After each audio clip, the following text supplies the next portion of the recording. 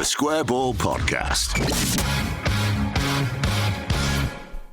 Welcome to the show, brought to you with Levi Solicitors. 10% discount on your legal fees at levisolicitors.co.uk/the Square Ball. Dan here with Michael and with Moscow White as well. And we'll pick a Ken Bates Villain of the Week first out of Heroes and Villains. Who do we have for nominations for Villains of the Week? We've got loads that have come in from our TSB Plus members. Should we start with Lucy? I mean, Lucy's covered all of them. So we should just read out Lucy's, really. More or less. I mean, did get a follow-up tweet from Lucy, who forgot NFTs, by the way, from this list. Well, that hadn't happened then. Yeah, so it's an update. It's good that she's keeping it up to date, though. Good admin skills, wanted to let us know about that, yeah, making our life easier. If anybody knows Lucy, I would just watch your step. Yeah, so feels like quite an angry person at the moment. Let's do Lucy's list. I mean, these all say, to save time, I'll just say these all say can fuck off at the end of them as well. It's Everton, Burnley, Man City, Chelsea, Watford, Frank Lampard and his comb over, injuries, Jack Grealish's brummy face, whoever decided paper sheets on the seat was a good idea, officials in the under-23 game, the dicks who threw paper at Rafinha, hope and optimism, the Premier League, and then NFTs. Yeah, tagged on the end. I mean, to be fair to Lucy, Lucy did say, did I forget anyone? And she did. Left it open for any corrections that needed to happen, so excellent, good work, Lucy. Yeah, we got quite a few multi-nominations, didn't we? Stuart Dallas's Femur, Mike Jackson and the Burnley Renaissance, which is a good name for a band. Quite like that one. Apparently us as well, us, because we have somehow influenced the football gods to make this happen. This is Suicidal Pete saying we shouldn't have rubbished Burnley and Frank Lampard, only to be usurped by both. They are rubbish, though. By telling me we only need 35 points. Well, that was a fair target at that point. I mean, if there's any club that can, buck the trend in that regard, we're relegated with 45. Yes, it is Leeds, isn't it? Are you Bielsa's love child, Moscow? I'd love to be. If he turned out to be my dad, I mean, no disrespect. That's a weird thing to say later on, isn't it? No disrespect, Dad. However, you've been... If you were replaced by Marcelo Bielsa. You did a decent job. However, if I could go back... I wouldn't choose you again. No, I mean, given that the choice, I'll be quiet now. Right, because Pete is accusing you of failing to see, that Bielsa only had one plan, which was all found out in year 2, etc. I will say, optimism or pessimism either way from us, or indeed anyone else, none of it matters. No. Don't make any difference. No. I mean, it might make if you're in the stadium, it might make a tiny difference, but probably not as much difference as you think it makes. And as you've seen from the example on Saturday, pumped 4-0 and the stadium's singing like we've just won, so there's no real problem with it in that regard, is there? The bigger part being played, as Marvin points out, is by the ancient Egyptians. Yeah, great bunch of lads generally. They had much more influence for inventing paper, so that ultimately led to Gary Neville having a go at a 6-year-old scum prick, which is true. He did pick in particular on the child whose role in Grealish's corner taking I was celebrating, and I think we should, if we are highlighting the actions of a child, it should be to celebrate their achievements, not to heap shame upon them as Gary Neville attempted to do. And as Tom points out, he said Gary Neville almost definitely sends his kids to bed at 6 o'clock with the lights out at 6:30 in the summer. That was always weird, wasn't it, going to bed during the summertime when there's light still coming through the curtains? I'm having this argument with my children at this very moment. They're saying, well, you don't go to bed at 4:30 in winter, dear, so you do have to go to bed while it's still a bit light in summer. And they're like, it don't matter. Well, You're lying to me. Animals. Do you think he sends Phil Neville to bed at that time as well? Still holds that whip hand. When do you think... Well, they're in bunk beds. When do you think Paul Scholes sends his children to bed? Oh, God. After he's nibbled there. After his home DIY podiatry. Anyway, Paper Thrower 8379 calling out Gary Neville for some of his co-commentary. Dallas has brought that on himself. He's done that himself. It was madness from Dallas.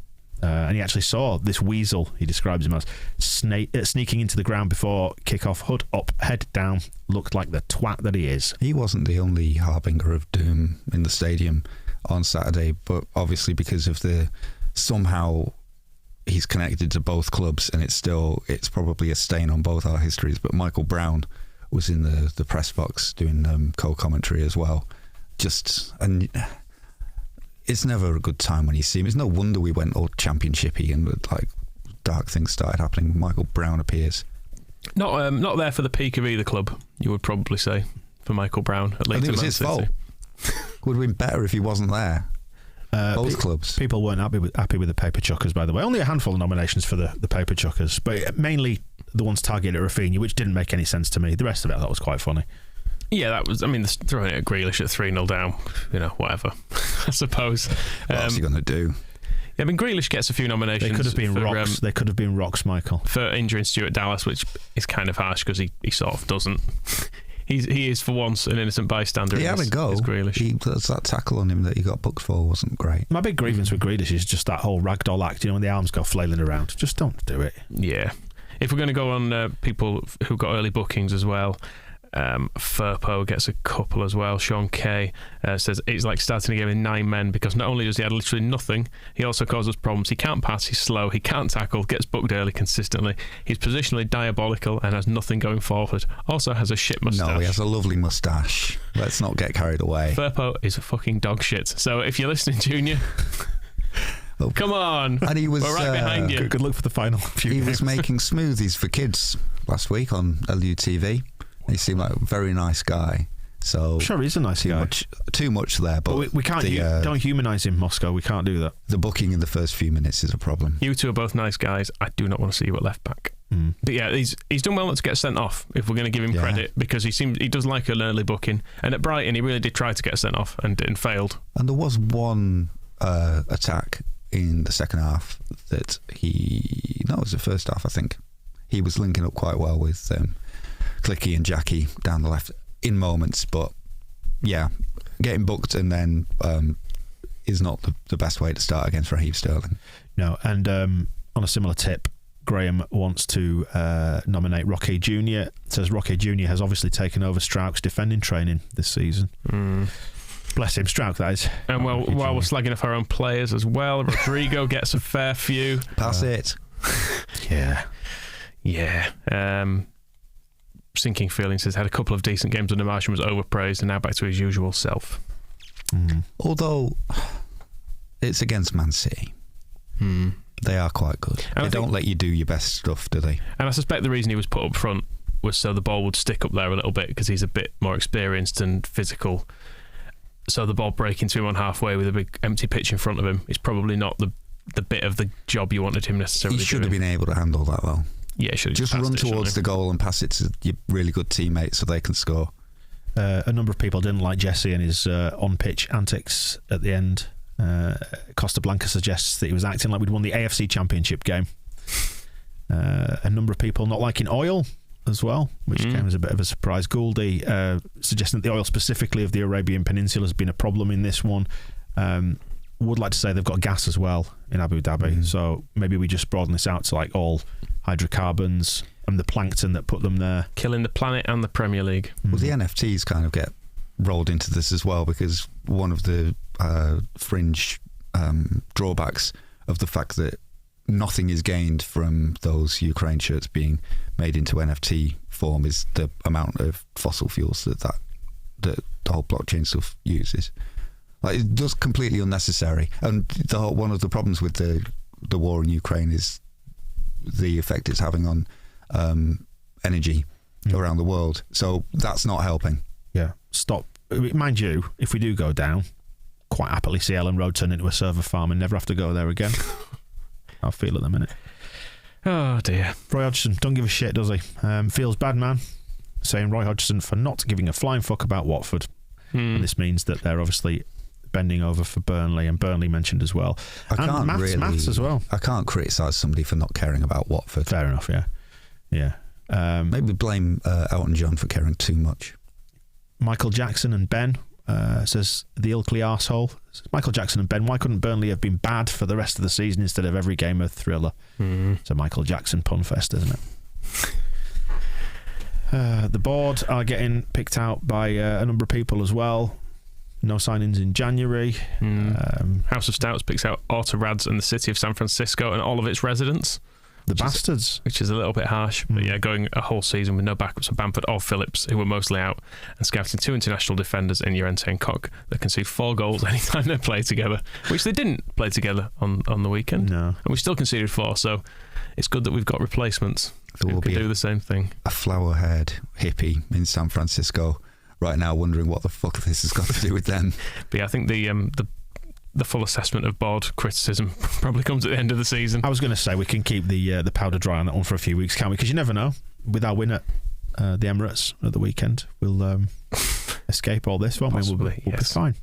Fat Frank and Chelsea obviously getting there. They get nominations every week since we've been mired in this bloody relegation battle with them. Chelsea useless characters, and you know that they're just going to show up and play properly against us now, don't you, says Chris in London. And finally then, allowing football to be too important, Mad Ken Starling hates himself for letting this shit to get to me as much as it does. Yeah, I must admit I'm on board with that, because I've been quite unbearable the last kind of 48 hours, just been sulking about the place. So trying to stay out of people's way, mainly. Is it football's turn to win this? Do we think? Football. Yeah. Because none of it was good at the weekend. It's supposed to be like a pleasant pastime that gives us pleasure. Which brings us back to what Lucy said, all of it. All the things that were on Lucy's list. Football. The whole football... The one thing she doesn't mention. Military-industrial complex. She's forgotten to mention the football. Yeah, give it to football. Right, fine. Football's having it. But football's going to restore our faith in it this weekend at the Emirates. Oh, redemption is always... I mean, the villain is villain of the week.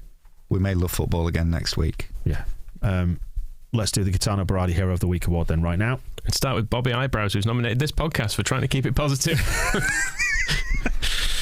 Sorry, Bobby.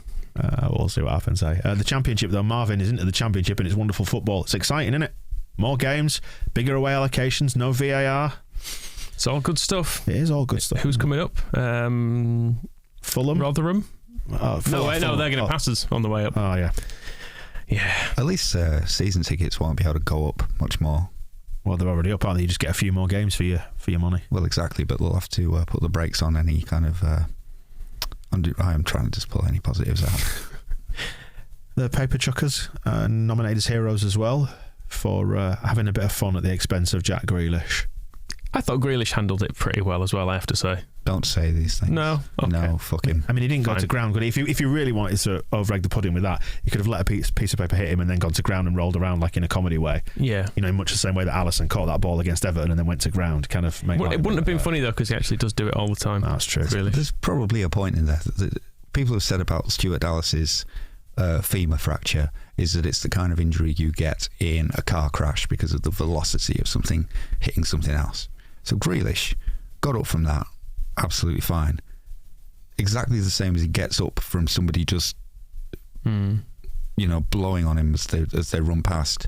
You know, if he can survive something that Stuart Dallas suffered a terrible injury in part of the same incident, he doesn't need to make such a big meal of all the other stuff, does he? I think he's harder than he lets on, and he needs to show it. And also, I just don't like him. Our fans then getting some love as well, particularly for the noise at the end and for sticking with it all season, says Ben. It has generally been very, very positive. I think the Villa game, it turned a bit... I wasn't out Spurs, but you said that was more of an eerie atmosphere than anything, with people thinking this might be the end of Bielsa. Like a wake or a funeral. Yeah, I think Villa's the only time I can really remember proper anger this year, when people were like, this is shit, I want no part of it. I mean, you contrast the Spurs thing as well, because Spurs was a lunchtime kickoff, wasn't it? So you don't have people that have been in the pub for hours like they did against Man City, for example. 5:30 kickoff always helps the atmosphere, doesn't it? Like the South Stand in particular carried the torch well, I thought. But, early kickoffs, just start drinking earlier. It's possible. It's an option for people, isn't it? If you want a good atmosphere. You could. I mean, the paper that they gave out was pretty thick paper. You could have made it into, instead of paper airplanes, you could have made it into funnels, and you pour the beer down. Well, efficiency in drinking. On the paper, the marketing department... I should clarify that. Don't do that, kids. Singled out by Ken Bates, stole my seat, or whoever was responsible for the missiles that rained down from the East Stand. Fucking brilliant idea. Hail down NFTs next time. It will not be a problem. I need to mention, actually, a real life person as a hero. As I was walking down with the magazines and stuff, a bloke stopped me and he said, "Oh, this is my son Sean. We listened to the podcast." He said, "Say hello, Sean." And Sean went, "Hello," which was great. It was genuinely the best bit of my day. Got quite a lot of bass in for a child. Was a child Deitch. He was good at it. Excellent. Well done.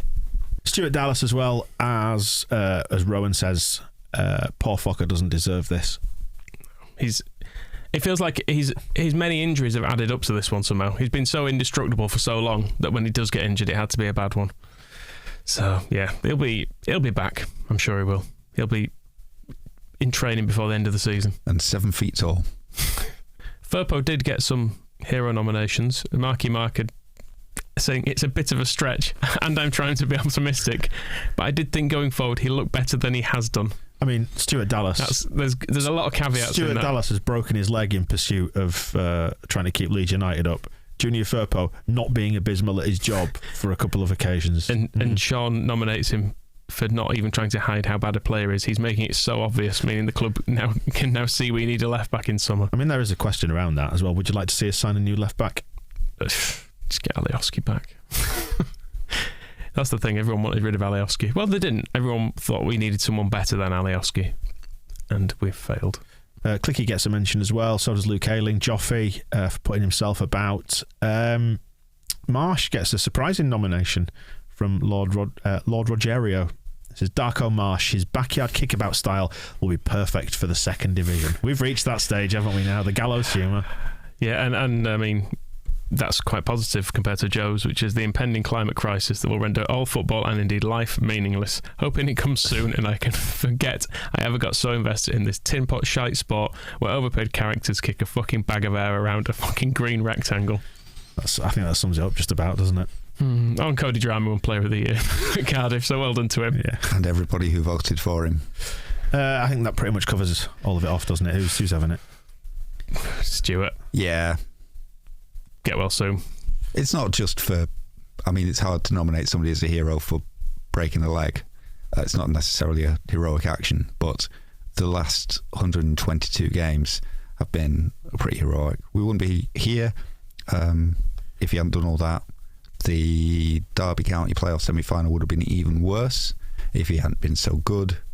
And he's had a tough year already with the stuff that was going on at the start of the year in his personal world. So just he needs cheering up, doesn't he? Yeah, and it's in keeping with the defiance that we saw from the crowd at the end of the game as well, in supporting the team despite the adversity, that Jesse Marsh then jumped on and pumped his fists. Now. So let's just be nice about Stuart. Yep. And positive about his recovery, and that we will use this bad moment as an inspiration. Bamford is going to look at his femur and he's going to think, my foot isn't so bad. They need me. I'm going to go out there, score all the goals, and then drive over to Burnley, and he will Pollute the water, but also he's going to torch that Royal Dyche pub in memory of the times that Dyche had a go at him for his parents bringing him to training. All that kind of stuff. His dad could drive him there to torch him. That'd be a nice ending. Yes, he's going to make it personal that way. And then I was going to suggest like he might drive over and like start having a go at Lampard, but he'd probably just have like a glass of wine with him or something. One thing I hope, my one hope for the remainder of this season, because I feel like we've been poking Jesse Marsh a bit with a stick because he's just an easy target, because, well, he made himself a bit of an easy target, didn't he, by doing the whole fist pumpy stuff. I hope in another couple of weeks' time he's doing that loads because we've stayed up at Brentford, and then he'll be entitled to do it. I'd still quite like us to stay up at Brentford and to just go down the tunnel. Stay out of this. I mean, and then bring Stuart Dallas out, and we'll enjoy his company.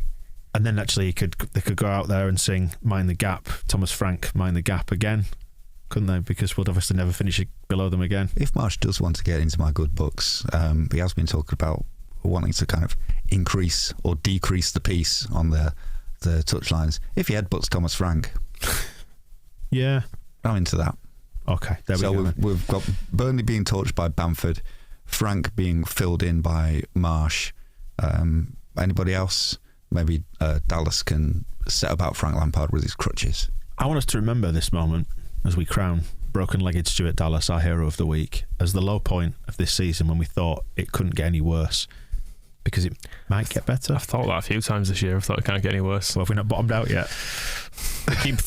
we keep plumbing those depths, don't we? I'm not even sure this is the worst. The whole Spurs Bielsa sacking thing was a huge moment out of the blue, I'm just saying it could get better. Or worse.